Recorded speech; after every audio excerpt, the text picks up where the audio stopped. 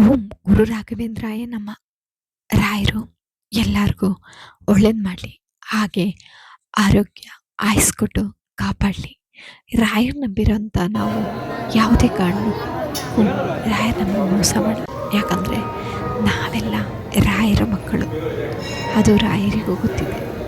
ಏನು ವಿಶೇಷ ಗೊತ್ತಾ, ಇವತ್ತು ಶನಿವಾರ ಆಗಿರೋದ್ರಿಂದ ನಾನು ಇಮ್ಳಳ್ಳಿಯಲ್ಲಿರುವಂಥ ಪಂಚಮುಖಿ ಆಂಜನೇಯ ಟೆಂಪಲ್ಗೆ ಹೋಗಿ ಅಲ್ಲಿ ಆಂಜನೇಯನ ನಮಸ್ಕಾರ ಮಾಡಿ, ಹಾಗೆ ಅಲ್ಲಿ ರಾಯರಿಗೂ ಸಹ ನಮಸ್ಕಾರ ಮಾಡಿಕೊಂಡು ಅಲ್ಲಿಂದ ನಾನು ಸೀದಾ ಹೋಗಿದ್ದು ಷಣ್ಮಾತ್ಮ ಟೆಂಪಲ್ಗೆ. ಅದು ಬಂದು ಗುಂಜೂರ ಹತ್ರ ಇದೆ. ಅಲ್ಲಿ ಗುಂಜೂರ ಹತ್ರ ಇರುವ ದೇವಸ್ಥಾನಕ್ಕೆ ಹೋಗಿ ಅಲ್ಲಿ ಬರೀ ಷಣ್ಮಾತ್ಮ ಮೂರ್ತಿ ಮಾತ್ರ ಇರಲಿಲ್ಲ, ಅಲ್ಲಿ ಷಣ್ಮಾತ್ಮ ಮೂರ್ತಿ, ಹಾಗೆ ಶ್ರೀರಾಮಚಂದ್ರ ಬವ ಮೂರ್ತಿ, ಗಣೇಶ ಮೂರ್ತಿ, ಸುಬ್ರಹ್ಮಣ್ಯ ಮೂರ್ತಿ, ಹಾಗೆ ಸಾಯಿಬಾಬಾ ಮೂರ್ತಿ, ಶಿವ ಟೆಂಪಲ್, ಹಾಗೆ ನನ್ನ ನೆಚ್ಚಿನ ದೇವರಾದ ರಾಯರ ಮಠ ಸಹ ಅಲ್ಲಿತ್ತು. ಅಲ್ಲಿ ಇನ್ನೊಂದು ವಿಶೇಷ ಅಂದರೆ ಅಲ್ಲಿ ಷಣ್ಮಾತ್ಮ ಉದ್ಭವ ಮೂರ್ತಿ ಸಹ ಇದೆ. ಯಾರಾದರೂ ಶನಿ ದೋಷದಿಂದ ಅಥವಾ ಶನಿ ಪ್ರಭಾವದಿಂದ ಕಷ್ಟಗಳನ್ನು ಅನುಭವಿಸ್ತಿದ್ದವರು ಅಲ್ಲಿ ಒಂದು ಟೈಮ್ ವಿಸಿಟ್ ಮಾಡಿ. ಯಾಕೆ ಹೇಳ್ತಿದ್ದೀನಿ ಅಂದರೆ ಅಲ್ಲಿ ಆಂಜನೇಯ ಮೂರ್ತಿ ಮತ್ತು ಷಣ್ಮಾತ್ಮ ದೇವಸ್ಥಾನ ಒಂದೇ ಹತ್ರ ಇರೋದ್ರಿಂದ ಅಲ್ಲಿ ವಿಸಿಟ್ ಮಾಡೋದ್ರಿಂದ ಅದರ ಪ್ರಭಾವ ಕಮ್ಮಿ ಆಗುತ್ತದೆ. ಆದರೆ ನಾರ್ಮಲಾಗಿ ನಾವು ಹೋಗೋದ್ರಿಂದ ಅಲ್ಲ.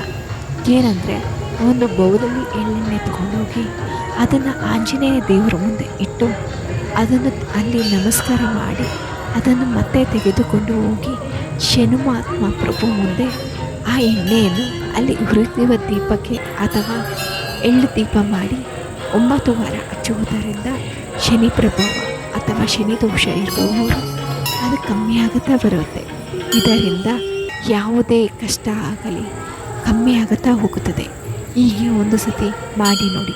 ಹಾಗೆ ಯಾರಾದರೂ ಆ ದೇವಸ್ಥಾನಕ್ಕೆ ವಿಸಿಟ್ ಮಾಡಬೇಕು ಅಂದರೆ ಗುಂಜೂರು ಹತ್ರ ಇರುವ ಆ ದೇವಸ್ಥಾನಕ್ಕೆ ಒಂದು ಸತಿ ಹೋಗಿ ಬನ್ನಿ. ಯಾಕೆ ಹೇಳ್ತಿದ್ದೀನಿ ಅಂದರೆ ಅಲ್ಲಿ ಷಣ್ಮಾತ್ಮ ಉದ್ಭವ ಮಾಡ್ತಾರೆ. ಅಲ್ಲಿ ಹೋಗಿ ಎಳ್ಳೆಣ್ಣೆ ಅದಕ್ಕೆ ಅಭಿಷೇಕ ಮಾಡಿ 9 ಎಳ್ಳಿನ ದೀಪಗಳನ್ನು ಹಚ್ಚುವುದರಿಂದ ಅವರ ಪ್ರಭಾವ ಕಮ್ಮಿಯಾಗಿ ಎಲ್ಲರಿಗೂ ಷಣ್ಮಾತ್ಮ ಒಳ್ಳೇದು ಮಾಡ್ತಾನೆ.